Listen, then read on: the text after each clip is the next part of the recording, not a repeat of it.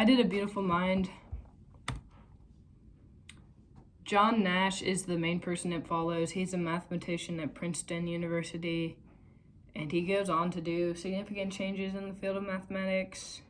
He's kind of seen as this arrogant guy who doesn't like many people.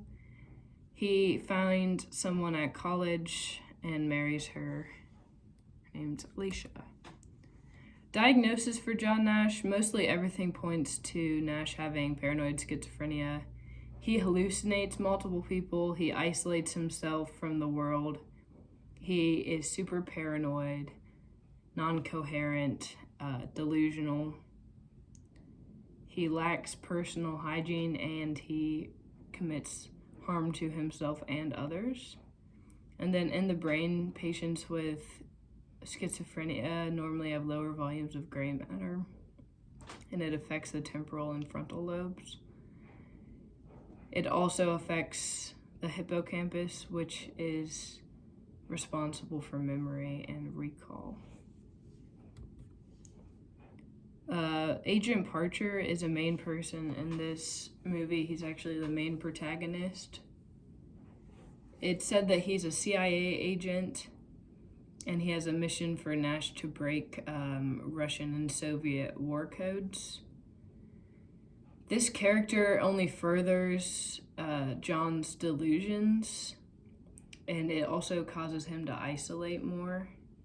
Parcher is shown as a person who only wants Nash to work, and anything away from work is horrible for him.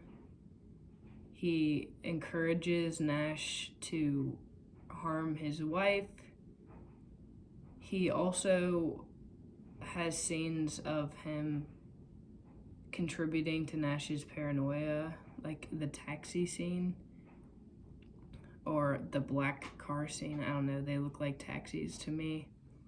But Agent Parcher is like, get in, we're getting shot, we're gonna get killed. All of these things, and it feeds the delusion of John, of the whole organization that he's working for, supposedly. It also makes John paranoid whenever he sees black cars. And in my personal opinion, it is kind of the harmful side of Nash's delusions. I feel like they're all harmful, but Nash was kind of seen as someone who really only liked to do his work. And Parcher gives him an outlet for that, like him thinking, if I don't do my work, they're gonna kill me, or I'm not gonna be protected, or my wife and kids aren't gonna be protected. I feel like Parcher gives him an outlet and feeds into his delusion of what's real and not. And then there's Charles and Charles's niece. It's another delusion that John has. Charles is supposedly John's roommate at Princeton. His niece never gets older when she's around him, which is actually how John realizes that he is schizophrenic, because if it was real, the niece would have gotten older. I kind of see Charles as a good conscience of Nash. He encourages Nash to do certain things, like when they were roommates, he got Nash to go out and eat when he hadn't eaten, slept, things like that. He also encourages John to propose to his wife. And he's kind of seen everywhere Nash goes throughout the movie. So the first incident I chose was the CIA war coding, which is kind of an overarching theme. It's the organization that Parcher works for, but Parcher is a delusion, so the whole thing is fake. John Nash thinks that he's a part of the CIA war coding and that he's the only one that can save all of these people, and that's his main hallucination. He's paranoid about everything in the war, and whenever he sees something regarding the war, it sends him into a psychotic spiral. He is told, that he's the only one that can stop the Russians and Soviets. when he gets admitted into the mental hospital, his wife goes and investigates the place he worked with because she doesn't really believe that he has schizophrenia. But she goes to this place that he supposedly had been working for like a long time, and it's actually just a ran down building. And so she realizes that the whole thing was fake. This shows signs of his delusions and his hallucinations, because delusions are when something seems real but it's not, and hallucinations because he hallucinated a whole entire building and a whole mass of people. This also furthers his isolation because he says that he has to work all the time and it's not even a real concept that he's working for.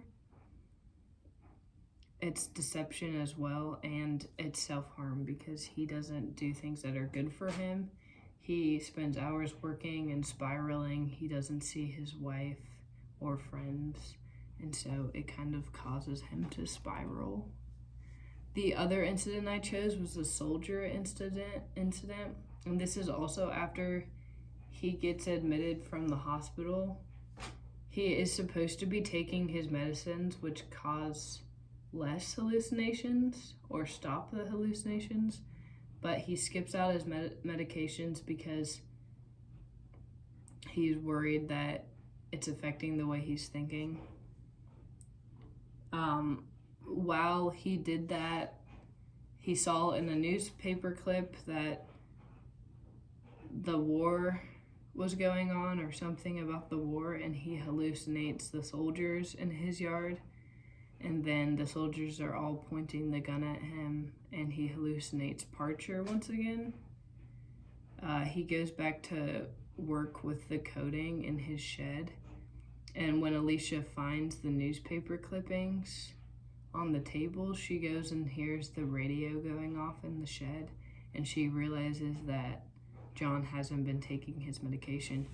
This shows, once again, examples of hallucination, paranoia, delusion, all of those things. It's another good example. The treatment, I'm not entirely sure if this treatment is accurate as well. I mean, I'm sure that it is medicine, but this was made during, or time framed during the 1950s, so I'm sure they have better medicine now.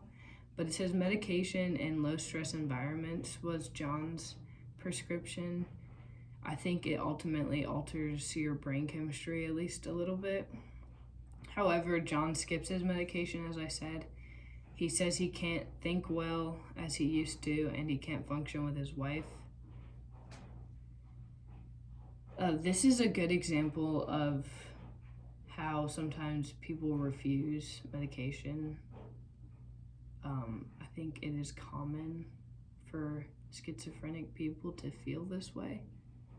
He eventually agrees to take medical efforts after he almost drowns his son by thinking a hallucination is watching his son. And then he goes back to teaching eventually after his medication wears on him and actually helps his hallucination. And he goes on to win a prize. Is this a good portrayal of paranoid schizophrenia? I said kind of. He does portray a lot of real symptoms, and the delusion and isolation part is portrayed very well. However, I don't believe that people with schizophrenia hallucinate that extreme. Most people diagnosed do not hallucinate actual people. They more hallucinate an auditory sensation. I think that it was over dramatized for the good of the movie, so people could like tell what was happening. But overall, I think that it is too dramatic to be called an accurate portrayal of schizophrenia, but there are also some good parts.